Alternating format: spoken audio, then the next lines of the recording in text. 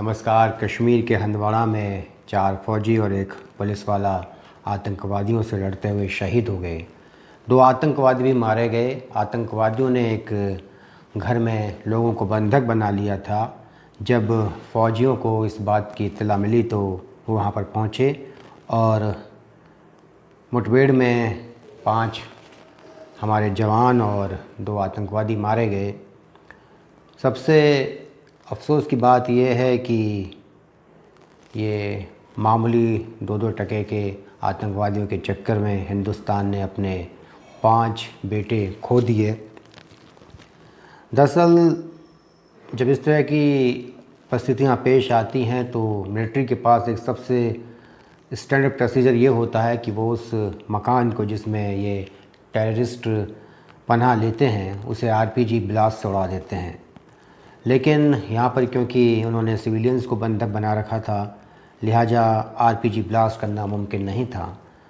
वैसे सबसे अजीब और सबसे विचित्र जो परिभाषा है कश्मीर में वो सिविलियंस की है।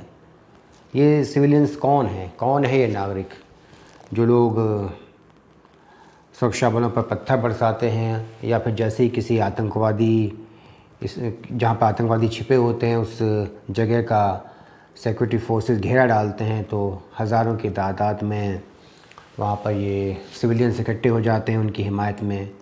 तो ये फ़र्क कर पाना बेहद मुश्किल है कि कौन सा सिविलियन हिंदुस्तान परस्त सिविलियन है और कौन सा आतंकवाद परस्त सिविलियन है। बहरहाल इस अफरा तफरी के माहौल में हमेशा जो बड़ी कीमत चुकानी पड़ती है वो हमारे देश के फ़ौजियों को चुकानी पड़ती है। हिंदुस्तान ऐसा भी नहीं कर सकता जैसा कि रूस ने बेसलान शहर में किया था जब चेचेन आतंकवादियों ने वहाँ के एक स्कूल में बच्चों को बंधक बना लिया था।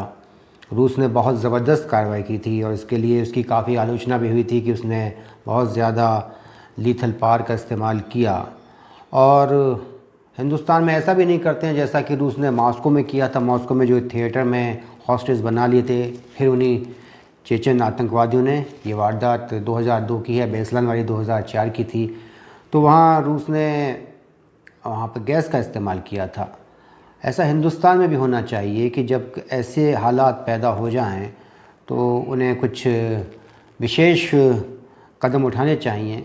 लेकिन फिर वही बात है कि पीछे से प्रेशर होता है। जो फ़ौज के अफसर होते हैं, जो मेजर कर्नल इस रैंक तक के अफसर होते हैं, उनके ऊपर जो और बड़े अफसर हैं, ब्रिगेडियर है, मेजर जनरल है, जो वहाँ के कमांडिंग एरिया के जो ऑफिसर होते हैं, उनका दबाव होता है कि नहीं, आपको जल्द से जल्द ये सब हल करना है। एक त्वरित कार्रवाई लेने का जो एक दबाव होता है। लेकिन इन कीड़े मकोड़े नुमा आतंकवादियों के चक्कर में हम अपने देश के सपूतों की कुर्बानियाँ कब तक सहन करते रहेंगे? कोई ना कोई तो वक्त आना चाहिए जब ये सब तमाम बातें रुकनी चाहिए।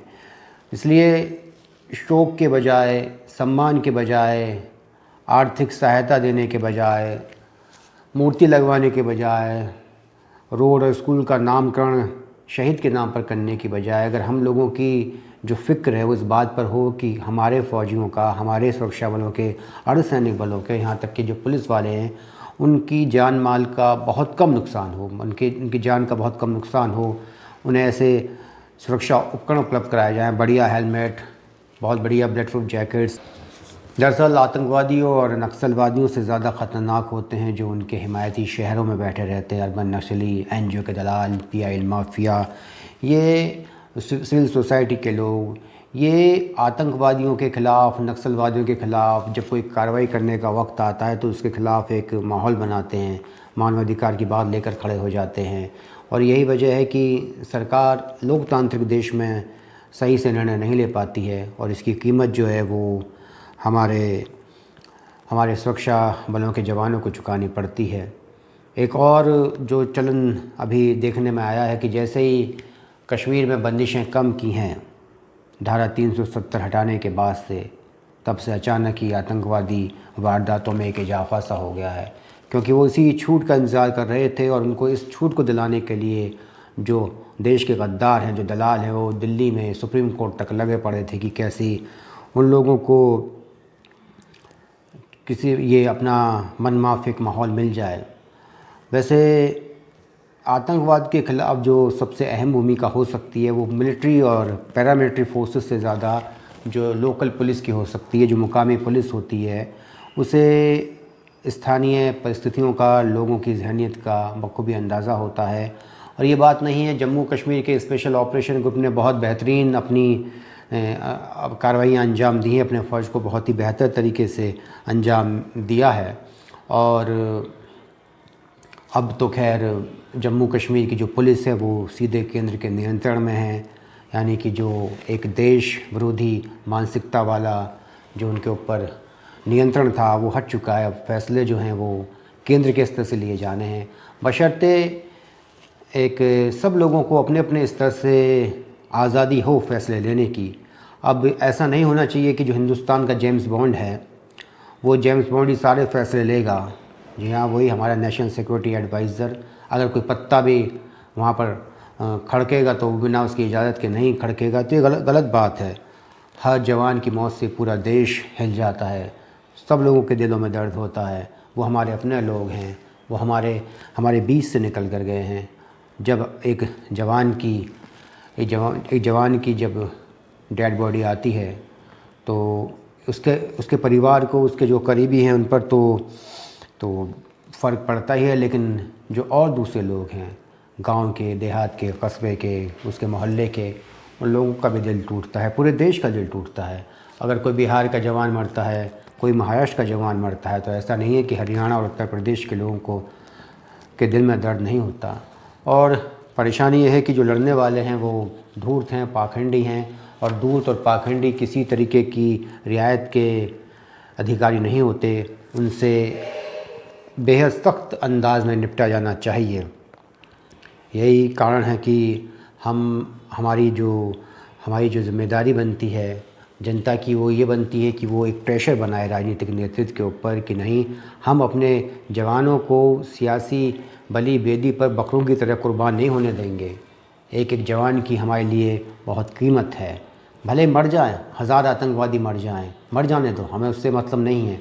हमें अपने लोगों की ज़िंदगी से मतलब है। हमारे अपने लोग, हमारे अपने भाई, हमारे अपने बेटे, हमारे अपने बच्चे जो लड़ रहे हैं देश के लिए, हमें उनकी फ़िक्र करनी चाहिए। साथ ही हमें जो वहाँ के नागरिक हैं, जो पूरा एरिया है, वो अगर हिंदुस्तान के ख़िलाफ़ है, वो हॉस्टाइल है, तो उसे सख्ती से निपटा जाना चाहिए। नागरिकता की एक परिभाषा होती है, नागरिक का एक कर्तव्य होता है।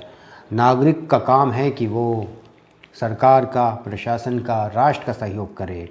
ऐसा नहीं है कि वो आतंकवादियों को सहयोग दे, उन्हें रास्ता बताए, उन्हें रास्ता दिखाए। उसका फ़र्ज़ है कि उनका रास्ता रोके। ऐसा नहीं होना चाहिए कि उन्हें शरण दे, खाना दे और इंटेलिजेंस गैदरिंग उनके लिए इकट्ठी करे। ये सब गलत बात है। लेकिन क्योंकि अब हमारे देश में आस्तीन के सांप इतने ज़्यादा हैं कि हाँ, कोई भी कार्रवाई जो है वो वक्त से पहले ही दम तोड़ जाती है, तो इसलिए हमें ये बाहर से आने वाले और जो वहाँ के स्थानीय सांप हैं उनका फन तो कुचलना ही होगा, लेकिन जो दिल्ली में बैठकर उनकी पैरवी कर रहे हैं, उनकी वकालत कर रहे हैं, उनका भी फन कुचलना होगा। हम कब तक ये सहते रहेंगे कि कभी हमारे सीआरपीएफ के जवानों को मार दिया छत्तीसगढ़ में नक्सलवादियों ने धोखे से, या फिर कश्मीर में यही कभी 2 कभी 4। हम नहीं सह सकते ऐसे। किसने हाथ रोका है? किसने हाथ रोका है? खुलकर कार्रवाई कीजिए।